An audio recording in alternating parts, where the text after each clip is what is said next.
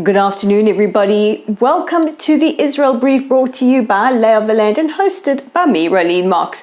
So before we head off to the weekend and a brand new year in the Jewish calendar, let's take a look at those top stories.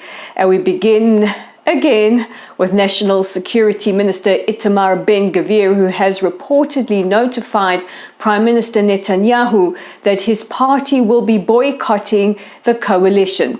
This means they will not vote with the coalition on any kind of legislation.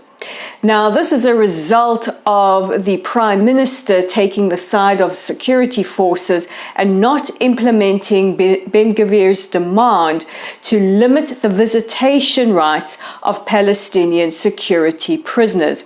The head of the IDF said earlier this week that the focus should rather be on protecting civilians and not on restricting the rights of prisoners. The Prime Minister also told Ben-Gvir that there will be no restrictions on Palestinian prisoners and their visitation rights. Now, this boycott is going to have very, very little impact on the government because the Knesset is currently not in session until its winter return. Ben-Gvir is reported to have told the Prime Minister during a Rosh Hashanah toast for coalition members. Now, we have to say a huge kol hakavod to customs officials in Ashdod. They uncovered 16 tons of explosive material destined for Gaza. So what actually happened? So what we do know is that 2 shipping containers of about 54 tons each containing plaster was destined for the Gaza Strip. But when customs officials and the tax authority looked a little bit closer, they found that the material on the plaster was not gypsum, which is the main component of a plaster, but rather ammonium nitrate. This is after they ran tests and investigated, and thank goodness for their vigilance, because this could have resulted in untold casualties. Meanwhile, 2 Palestinians were killed when they planted an explosive device on the border fence between Israel and Gaza, and it exploded. Now, permit me a second just to have a little bit of a rant. Earlier this week, I mentioned that Israel's team of wounded veterans was taking part in the Invictus Games. This is the first time since its inception in 2014 that an Israeli team has been invited to compete. And yesterday, our team Israel did phenomenally well, including winning 6 medals, 1 gold, 1 silver and 1 bronze, which was for swimming. Now, let me have a little bit of a rant.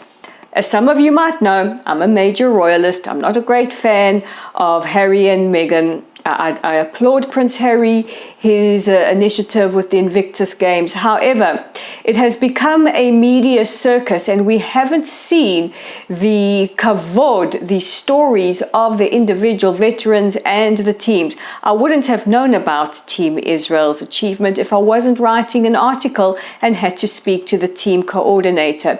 So wherever we can, let's try and focus on the veterans. This moment is for them, and we could not be more proud of Team Israel.